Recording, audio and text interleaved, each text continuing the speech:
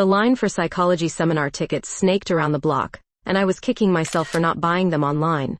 My watch read 4:38 p.m., almost 2 hours wasted already. Behind me, Fresno's autumn sun was setting, casting long shadows across the sidewalk. My feet ached from standing all day at the chocolate tasting lab where I'd been analyzing single-origin samples until my taste buds begged for mercy. Next, called the bored-looking ticket attendant. The blonde woman ahead of me stepped forward, designer boots clicking against the pavement. As she reached for her wallet, her ticket slipped from her fingers, floating to the ground between us. We both reached for it simultaneously, and our fingers brushed, hers cool against my warm skin. "Sorry," we said in unison, then laughed. She straightened up, tucking a strand of golden hair behind her ear. Her eyes were the most striking shade of blue I'd ever seen, like the packaging of my favorite 85% Ecuadorian dark chocolate. "I believe this is yours," I said, handing her the ticket. "Thanks," she replied, her smile revealing perfect white teeth. "These tickets are like gold. I flew in specifically for this seminar." The ticket attendant cleared his throat impatiently. "Andrea Bailey," she said, presenting her recovered ticket before turning back to me. "Would you like to grab coffee after this? The least I can do for the woman who saved my seminar experience." I blinked in surprise. Jacqueline Martinez. And yes, I'd like that. 2 hours later, we sat in a corner cafe, steam rising from our mugs. I learned Andrea owned cocoa plantations in Ecuador but was expanding operations to include a processing facility right here in Fresno. When I revealed I was a professional chocolate taster, her eyes widened. "No way! That's cosmic," Andrea laughed. "I grow the beans, you taste them. We're basically business soulmates." Something fluttered in my stomach at the word soulmates. I blamed it on too much caffeine. "What brought you to this psychology seminar?" I asked, changing the subject. "Seems a bit off track for agriculture." Andrea leaned forward, her blue eyes intense. "I believe understanding human perception is crucial to my business.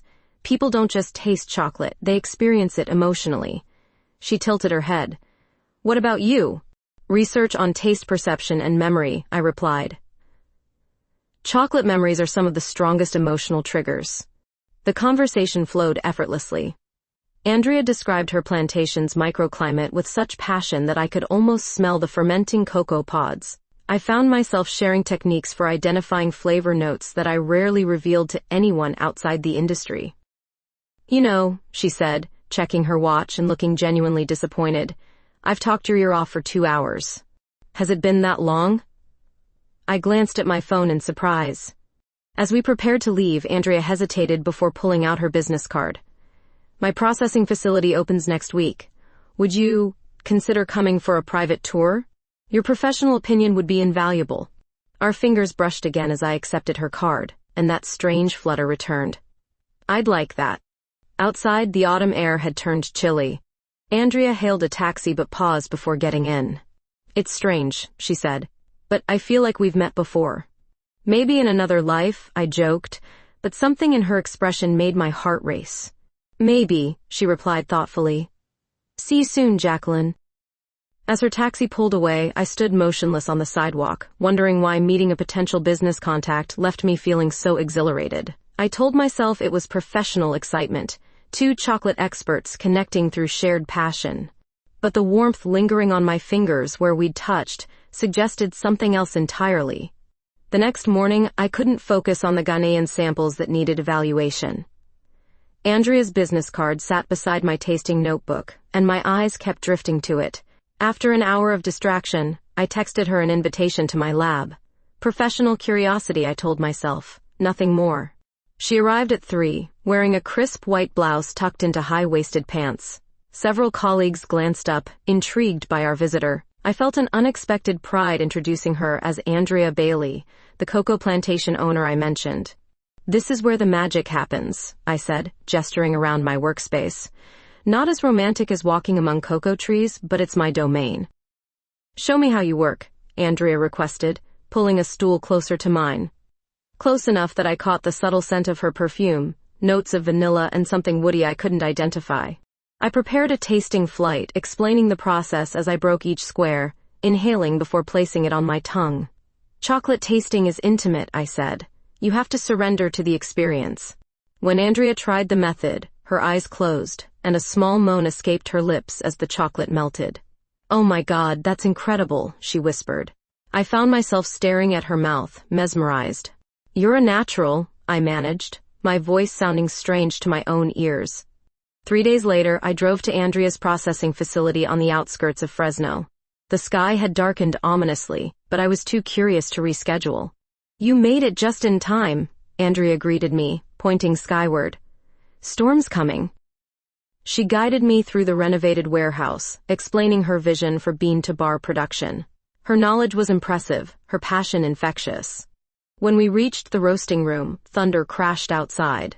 "That's not good," she frowned, checking her phone. "Flash flood warning. The road back to town might already be underwater."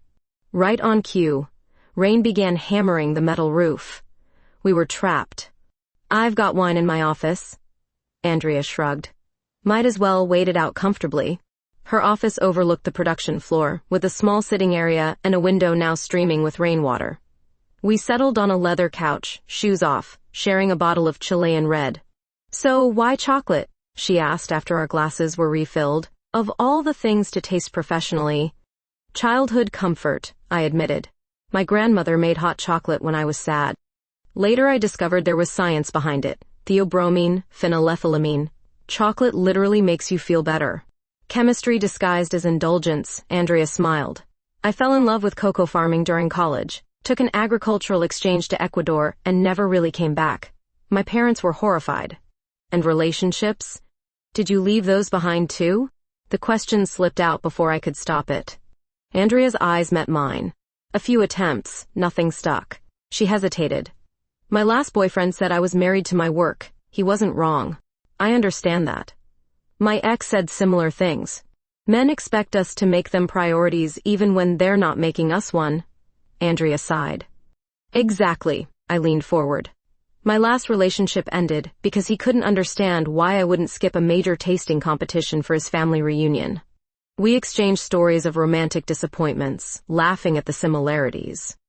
Hours passed, the rain continuing its assault. When lightning illuminated the room, Andrea was sitting closer than before. Our shoulders touched. Neither of us moved away. "We should check the road," she said softly, but made no attempt to stand. "We should," I agreed, equally still. Another flash of lightning revealed her face inches from mine. Her eyes dropped to my lips, then back up. My heart hammered. When she leaned forward, I met her halfway. Her lips were soft, tasting of wine and something uniquely her. The kiss was gentle, questioning, then suddenly not gentle at all. We broke apart, both breathing heavily. "I don't usually," she started. "Neither do I whispered. The rain continued falling, but something else had broken open between us, something unexpected and frightening and exhilarating all at once. "The road's probably still flooded," Andrea said, her hand finding mine in the dim light. "Probably," I agreed, twining our fingers together, wondering where this storm would take us. I spotted the flyer on campus the week after the storm. Participants needed subconscious attraction study. The psychology department was offering decent compensation for a series of sessions exploring the science behind instant connections. I signed up without thinking too much about it. Extra cash was always welcome in the expensive world of artisanal chocolate. The research facility was housed in a modern building at Fresno State. As I approached the waiting room, my heart skipped. Andrea was already there, flipping through a magazine. "Jacqueline?" She looked as surprised as I felt. We hadn't spoken much since the kiss. Just a few awkward texts that danced around what had happened. "What are you doing here?" I asked, taking the seat beside her. "Extra money, curiosity." She shrugged. "You?" Before I could answer, a tall black woman in a lab coat appeared. "Dr. Washington," she introduced herself, looking between us. "You two know each other?" We exchanged glances. "We're acquaintances," Andrea said carefully. Dr. Washington checked her clipboard. "Interesting coincidence. You're both scheduled for the paired participant study." "Paired?" I asked. "We examine how strangers build connections through guided interaction," she explained. "Though in your case, we'll need to note your prior acquaintance." Andrea shifted uncomfortably. "We can reschedule if needed." Actually, Dr. Washington's eyes gleamed with academic interest. This could provide valuable comparative data. Would you be willing to proceed? We hesitantly agreed, and were led into a room with 2 recliners facing each other. Electrodes were attached to our temples while Dr. Washington explained the process. Today's session involves light hypnosis to access subconscious attraction patterns. You'll remain aware but deeply relaxed. I glanced at Andrea, who looked as nervous as I felt. What would my subconscious reveal about our kiss? The lights dimmed. Dr. Washington's voice became rhythmic as she guided us into a trance state. I felt myself sinking deeper, aware yet detached. Think back to your first meeting, she instructed. What drew your attention before words were exchanged? In my relaxed state, truthful thoughts floated effortlessly to the surface. Her hands, I heard myself say. Elegant but strong. Working hands with perfect nails. Contradictions. Her focus, Andrea's voice, came from somewhere nearby. Complete attention to whatever she touches. Makes you want to be touched that way. I felt warmth spreading through me at her words. And when you first made physical contact?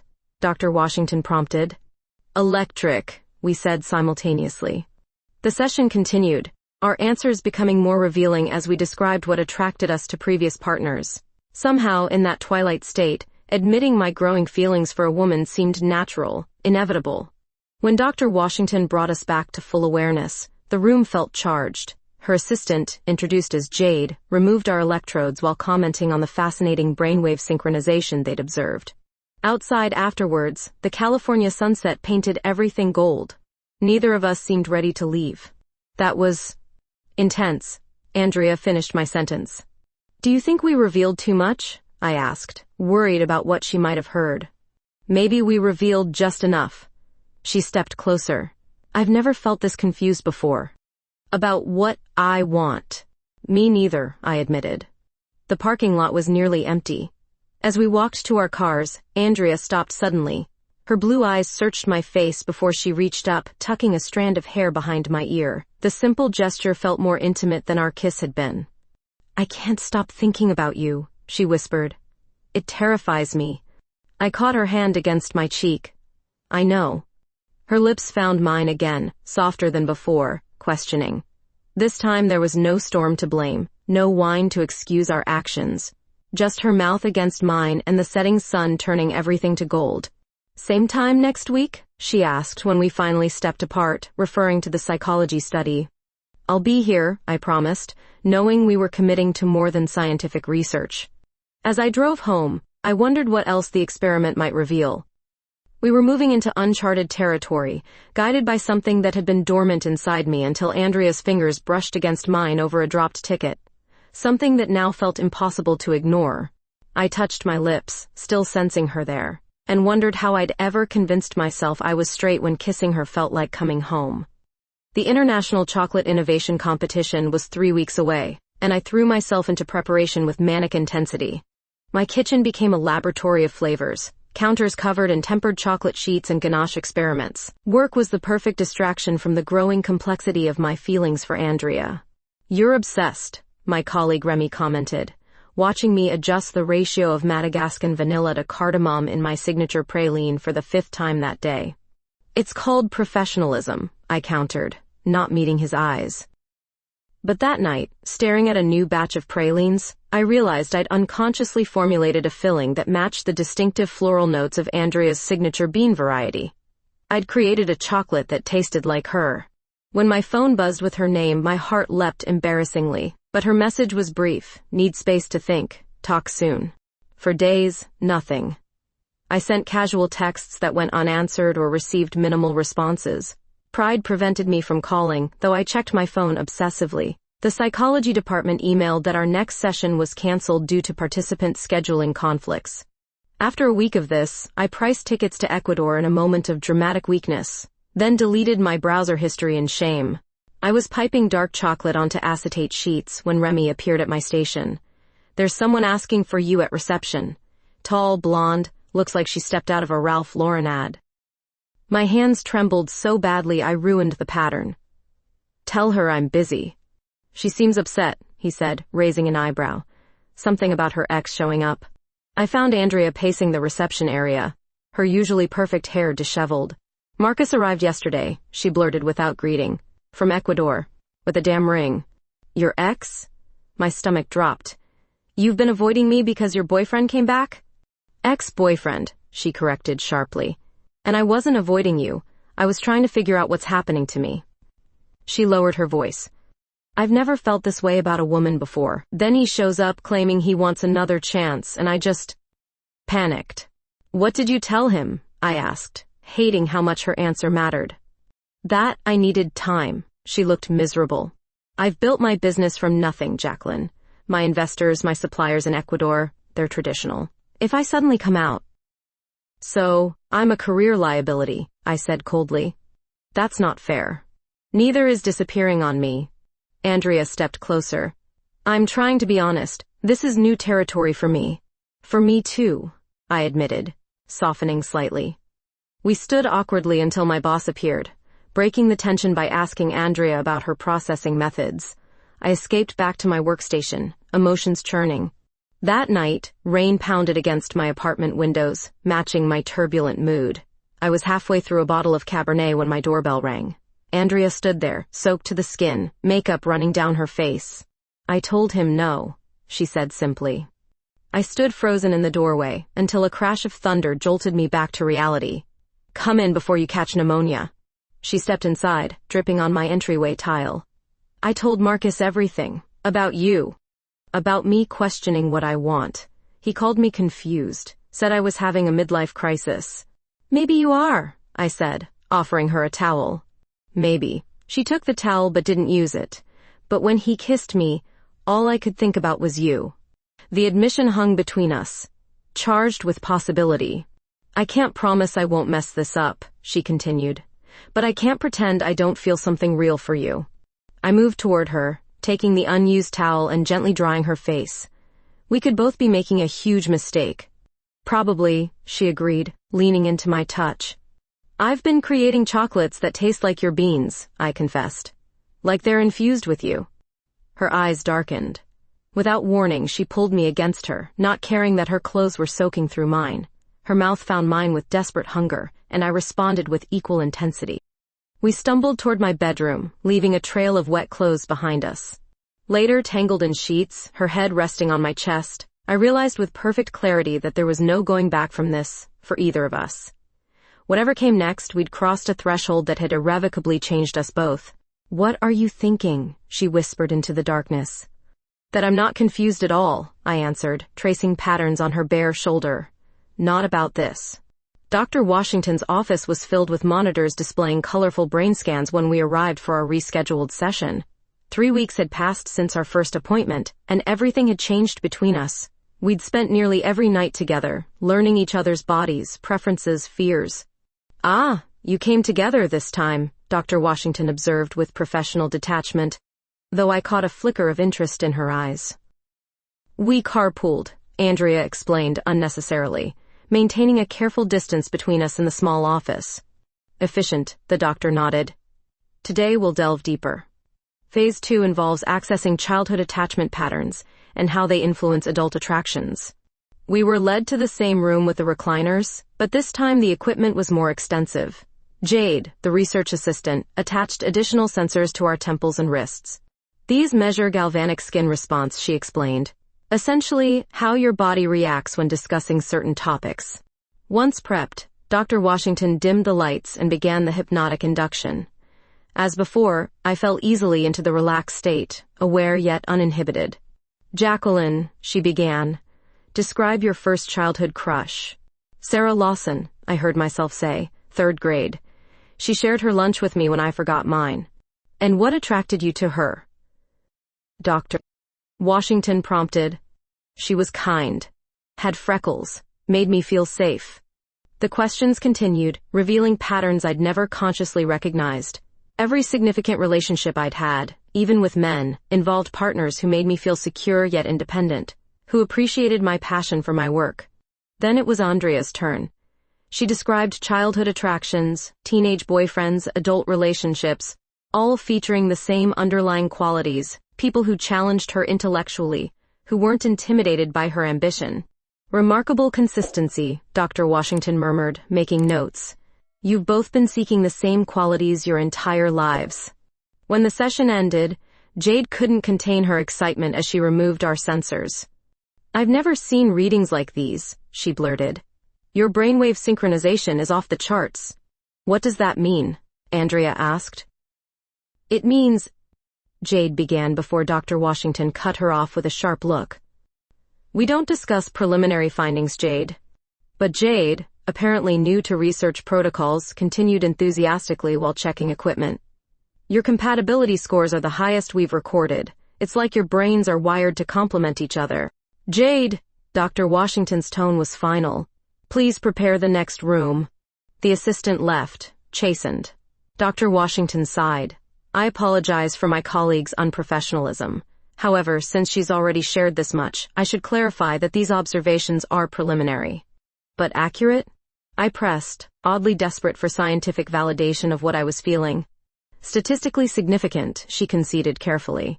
"You demonstrate unusual neural resonance when discussing each other." In the parking lot afterward, Andrea was quieter than usual. "So, science confirms we're compatible," I said, trying for lightness. "That's reassuring." Andrea didn't smile. "It's terrifying." "Why?" "Because it makes this real." She gestured between us.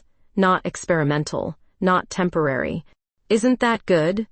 "I have to go back to Ecuador," she blurted. "The main plantation needs me. The quarterly harvest starts next week." I felt like I'd been punched. "For how long?" "At least a month, maybe longer." She wouldn't meet my eyes. "I think maybe we need the space." "Space?" My voice rose. "We've barely started this." "That's the point. It's moving so fast. These feelings, they're overwhelming." "So, you're running away?" "I'm being practical," she countered. "My entire business is there. My life is there." "And what am I?" I demanded. "A Fresno experiment?" "That's not fair." She reached for my hand, but I pulled away. "When do you leave?" "Tomorrow morning." The suddenness felt like betrayal. We stood in silence, California sunshine mocking the chill between us. "I'll drive myself home," I finally said. That night, alone in my apartment surrounded by chocolate prototypes, I thought about Dr. Washington's data, about brains wired to complement each other, about scientific evidence confirming what my heart already knew. But none of it mattered if Andrea wasn't ready to accept what we could be together. "This doesn't taste right," my boss said, pushing away the sample I'd presented. "It's bitter." I nodded, unable to argue. For 2 weeks since Andrea's departure, everything I created had the same problem, an underlying bitterness that overwhelmed the delicate flavor notes. My colleagues exchanged concerned glances as I dumped another failed batch into the trash. "Maybe take a few days off," Remy suggested gently. "You haven't used vacation time all year." "I'm fine," I insisted, though we both knew I wasn't. Andrea's texts from Ecuador were sporadic and formal. Weather reports, harvest updates, nothing personal. I responded with equally detached professionalism, pride preventing me from asking the questions burning inside me. "Do you miss me? Are you coming back? Was any of it real?" At night, alone in bed, I'd catch myself tracing heart patterns on my sheets, remembering her touch. Sleep became elusive, my dreams filled with cocoa trees I'd never seen, and a woman vanishing between them. After a particularly disastrous day where I ruined an expensive batch of single-origin Peruvian chocolate, I stayed late cleaning equipment. The empty lab felt like a sanctuary, no pitying glances, no awkward questions. My phone buzzed. Dr. Washington's name appeared on the screen. "Ms. Martinez, we've completed our preliminary analysis of your sessions," she said when I answered. "Would you be interested in reviewing the findings?" The next day, I sat in her office, staring at brain scan images. "These orange areas represent neural activity during recall of emotional memories," she explained. "Notice how your patterns and Ms. Bailey's align almost perfectly?" "What does it mean?" I asked, though part of me already knew. "In layman's terms, your brains respond to each other in highly complementary ways." Dr. Washington removed her glasses. "We've been studying romantic compatibility markers for years. Your synchronization scores are unprecedented." "She's in Ecuador," I said flatly. "I'm aware. But as a scientist, I feel obligated to share that what you two demonstrate is extremely rare. Your minds literally synchronize when thinking of each other." I laughed humorlessly. Should I email her the brain scans? Dr. Washington's expression softened. Science can identify compatibility, Ms. Martinez. It can't make people ready for it. I left campus feeling hollow, clutching a folder of scientific evidence proving what my heart already knew. Andrea and I connected on a level most people never experienced. Cold comfort when she was thousands of miles away, choosing distance over possibility. That night, I dreamed of chocolate rivers and Ecuador's lush landscapes I'd only seen in Andrea's photos. I woke reaching for her, finding only empty space. In Ecuador, Andrea was having her own struggles.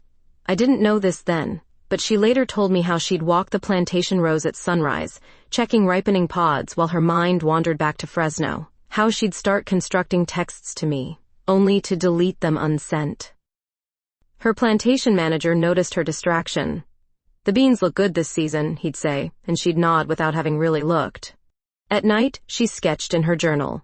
Not the usual cultivation plans and processing notes, but heart patterns formed from cocoa beans. She'd stare at her creation, then close the book as if hiding evidence. 3 weeks into the harvest, she called Marcus, her ex. Not because she wanted him back, but because she needed to hear her own certainty when she told him again that their relationship was truly over.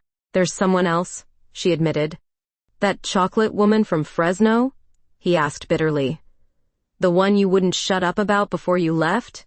His words were the confirmation she needed. She hadn't stopped talking about me, even when trying to convince herself she was better off without complications.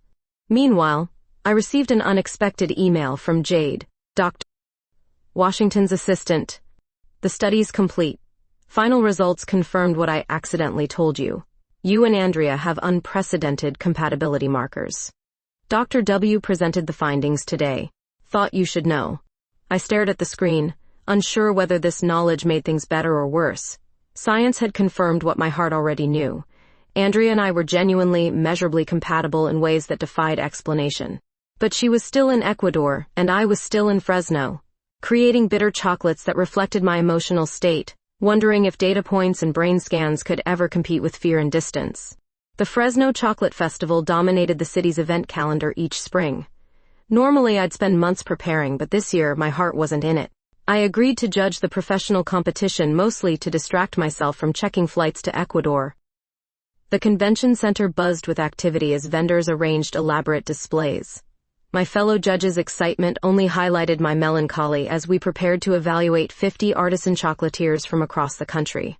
"You look terrible," Remy commented, adjusting my judge's lanyard. "When was the last time you slept?" 2019, I joked weakly. "Before the pandemic, before Andrea." He squeezed my shoulder sympathetically. "Focus on the chocolate. That's why we're here." The first round of judging began. Texture evaluations followed by flavor profiles. I mechanically noted floral undertones and cocoa percentages, my comments professional but lacking my usual enthusiasm. 3 hours in, we reached table 37. "Late entry," the coordinator explained, placing unmarked chocolate squares before us. "Just arrived this morning." The moment I picked up the sample, something shifted. The aroma was distinctive. Floral notes I recognized immediately as Andrea's signature bean. My hand trembled as I placed it on my tongue. The flavor bloomed with complexity, bright citrus opening to deep cocoa, followed by lingering notes of jasmine I'd only ever tasted in her beans. But there was something more, a subtle flavor innovation I'd never encountered before. I couldn't finish my sentence. "Exceptional," another judge agreed. "Who made it?" The coordinator checked her list. "A small Ecuadorian grower. Bailey Plantations." I nearly dropped my clipboard. "She's here?" The representative just arrived. "They're setting up at booth 118. I maintained my composure through the remaining samples, but the moment judging concluded, I rushed toward the exhibition hall. The crowd parted as I moved with singular purpose, judge's badge clearing my path. Booth 118 was small compared to the corporate displays surrounding it. A simple banner read Bailey Plantations, Bean to Bar Excellence, and there she stood, arranging samples, her blonde hair caught in a loose bun, more tanned than when she'd left. She looked up before I reached her, as if sensing my presence. When our eyes met across the crowded hall, Everything around us seemed to fade away. "You're back," I said stupidly when I finally stood before her. "I created a new varietal," she replied, gesturing to the chocolates. "Named it Jacqueline's Heart." I picked up a sample card describing the bean, a hybrid she'd cultivated, combining the floral notes of her established crop with a newly discovered wild varietal from her plantation's northern border. The description noted its unexpected adaptability to new environments. "That's quite a metaphor," I said quietly. "I'm not subtle." Andrea's smile was nervous. "How have you been?" "Bitter," I admitted. "All my creations have been coming out bitter." Around us, festival-goers browsed exhibits, unaware of the charged reunion happening in their midst. A woman reached between us for a sample, forcing us to step closer together. "Can we talk?" Andrea asked. "Somewhere private?" We found a quiet corner behind the exhibition booths. Up close, I could see exhaustion in her eyes, matching my own. "I couldn't stay away," she confessed. "I tried convincing myself this was temporary insanity. That distance would cure whatever this is." "Did it work?" I asked, heart hammering. "I named a cocoa varietal after you," she said pointedly. "What do you think?" When I didn't immediately respond, uncertainty crossed her face. "Unless I've completely misread." I cut her off with a kiss, not caring who might see. Her lips were as sweet as I remembered, yielding under mine with a soft gasp. Her hands found my waist, pulling me closer. "I missed you," I whispered against her mouth. "So damn much." We broke apart, breathless. A few onlookers quickly averted their gaze. "My hotel is 3 blocks away," she suggested, her eyes dark with promise. We barely made it through her door before clothes were discarded, hands rediscovering territories once claimed, now being reclaimed with desperate intensity. Her skin was sun-warmed, tasting of salt and something uniquely her. "I was a coward," she breathed against my neck, "running to Ecuador." "You came back," I reminded her, arching as her mouth traveled lower. "I couldn't create anything good without you," she admitted. Everything was flat, uninspired. Words gave way to other forms of communication, the language of bodies remembering each other, of pleasure given and received with increasing confidence. Later, wrapped in hotel sheets, I traced the tan lines on her shoulders. "How long are you staying?" Her expression grew serious. "That depends on you." Dr. Washington's call came 2 days after the chocolate festival. Andrea and I had barely left my apartment, discovering each other anew, discussing possibilities for our future. "I have a proposal," Dr. Washington said when we met her in the research lab, "a final experiment to conclude our study." The room was set up differently this time, more sophisticated equipment, additional researchers observing from behind a glass partition. "What you're looking at," Dr. Washington explained, gesturing to monitors with colorful brain scans, represents 3 years of research into what we call soul compatibility markers. "You're studying souls?" Andrea asked skeptically. "That sounds more spiritual than scientific." "We're studying the neurological basis for exceptional human connections," Dr. Washington clarified. "Most people experience moderate neural synchronization with compatible partners, but occasionally we discover pairs whose brains demonstrate extraordinary resonance patterns." Jade stepped forward with a portfolio. "These are your combined readings from previous sessions." The images showed our brain activities side by side, areas lighting up in near-perfect synchronization. "What we'd like to do today," Dr. Washington continued, "is monitor your brainwave patterns while you recall your first meeting. We have a theory about instantaneous recognition at the neurological level. Once connected to the equipment, we were guided into a now familiar hypnotic state. Through the relaxed haze, I heard Dr. Washington's voice. Return to the moment you first touched hands over that dropped ticket. What did you experience?" "Recognition," I heard myself say. "Like déjà vu but stronger." "Completion," Andrea's voice added from nearby. "Like finding something I didn't know was missing." The session continued with increasingly specific questions about our initial encounter. From behind my closed eyelids, I heard excited murmurs from the observation room. When we were brought back to full awareness, the research team was buzzing with excitement. "Remarkable," Dr. Washington said, reviewing data scrolling across her screen. "Your unconscious minds recognized each other instantly. Your conscious minds took weeks to catch up." "What exactly are you suggesting?" Andrea asked. Dr. Washington removed her glasses. I'm suggesting that what most people call chemistry or love at first sight has measurable neurological components, and your particular connection is exceptional. Like soulmates? I asked, feeling slightly ridiculous. I prefer neurological optimal pairing, she replied with scientific precision. But essentially, yes. We left the building in contemplative silence. In the parking lot, Andrea stopped suddenly. Do you believe in soulmates? She asked. I believe in data, I replied. And apparently, our brains are extremely fond of each other. She laughed, then grew serious again. I've been thinking about my business, the plantation, the processing facility here. And I can't keep flying back and forth forever. My heart sank. So you're choosing Ecuador? No, she said firmly. I'm choosing us. I'm proposing a partnership. Partnership? Business and otherwise. Her eyes searched mine. We could combine operations. Your expertise with my beans, Bailey Martinez chocolates. The unexpected proposal left me speechless. You don't have to answer now, she added quickly. It's impulsive, I know. Yes, I interrupted. To the business part. The other part. I need a proper proposal for that. Relief washed over her face. Fair enough. She took my hand, weaving our fingers together. But you should know I'm not going anywhere without you again. Science has confirmed we're neurologically optimal or whatever. Very romantic, I deadpanned. I'm learning, she promised, pulling me close. Give me time. That night, watching her sleep beside me, I thought about Dr. Washington's research. About brains recognizing what hearts need before consciousness catches up. About dropped tickets and lightning strikes of connection. Science had given us vocabulary for what we'd felt from the first touch. That immediate, inexplicable recognition. But living it, embracing it despite our fears, that was the real experiment. One we were both finally ready to conduct together. 6 months can transform a life completely. The grand opening of Bailey Martinez chocolates drew food critics, local business owners, and curious chocolate enthusiasts to our downtown Fresno location. The space combined retail elegance with production transparency. Glass walls allowing customers to watch our bean-to-bar process while shopping our signature collections. I adjusted a display of our eclipse truffles, dark and white chocolate swirled together representing our journey. When Andrea emerged from the office in a tailored cream suit that complemented her blonde hair perfectly. The Times reviewer just arrived, she whispered, subtly touching my lower back. Try not to look terrified. I'm a professional, I replied, though my stomach fluttered. I've judged higher profile events than this.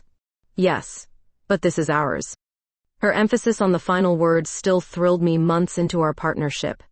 Our story had become part of our brand identity, the chocolate taster and the plantation owner who met by chance and created something extraordinary together. Most customers assumed we meant the chocolate. Those who knew us better understood it, encompassed much more. The transition hadn't been entirely smooth. Andrea maintained quarterly visits to Ecuador, though now I often accompanied her. We'd weathered disagreements about flavor profiles and management styles. My apartment proved too small for two strong-willed women, leading to a house purchase that stretched our finances thin during the business launch. Yet each challenge confirmed what Dr. Washington's research had identified. We were somehow uniquely equipped to complement each other's strengths and soften each other's edges. Time for the presentation, Remy reminded us, now our production manager and invaluable lieutenant. Andrea took the small stage we'd installed for demonstrations. While she welcomed the crowd, I caught Dr. Washington and Jade entering discreetly, carrying gift bags. They'd become friends and occasional dinner guests. Their research now focused on other compatible pairs, but our story serving as their foundation case. Our signature collection tells a story, Andrea was explaining to the assembled guests. From bean to destiny. Each piece represents a chapter in our journey. She described the first meeting truffle with its unexpected collision of flavors, the Ecuador longing with its bittersweet undertones, and finally, the synchronicity bonbon that combined our individual techniques into something greater than its parts. When she invited me to join her for the tasting demonstration, the audience watched with rapt attention as we guided them through proper chocolate appreciation. The ritual we'd first shared in my lab had evolved into our company's signature experience. Before you bite, place the chocolate against your lips, I instructed. Feel its texture, anticipate its taste. Andrea demonstrated with our champagne truffle, her eyes meeting mine over the chocolate. The memory of our first tasting session hung between us, intimate despite the crowded room. Let it melt slowly, she continued. Surrender to the experience. A knowing smile passed between us at her choice of words, the same ones I'd used when we first met. After the formal presentations, as guests mingled and sampled our creations, Andrea pulled me into the small courtyard behind the shop. The spring evening was perfect, fairy lights twinkling in the potted cocoa trees we'd installed as decoration. We did it, she said, looking back at the buzzing shop. Everything we talked about. The professional critics seem impressed, I agreed. Though that Food Network guy kept asking if we'd consider a reality show. God, no. She laughed. Our story is ours. From her pocket she produced a small chocolate box tied with ribbon. I made something special, a prototype. Inside sat a perfect heart-shaped chocolate unlike anything in our collection. What's this? Taste it. The flavor was complex, beginning with the bright notes of her Ecuadorian beans before revealing deeper tones of passion fruit and finally settling into a lingering warmth of vanilla and spice. It's us, I said, recognizing the flavor journey of our relationship. It's called Forever, she replied, her voice soft. As I finished the piece, my tongue encountered something unexpected, a metallic element embedded in the chocolate's center. Andrea smiled at my confusion, gently taking my hand and helping me extract a platinum ring from my mouth.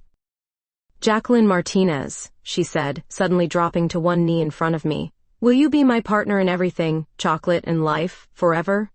The shop's back door opened as employees and guests spilled out, apparently tipped off about the moment. They fell silent awaiting my answer. With chocolate still melting on my tongue, I pulled Andrea to her feet.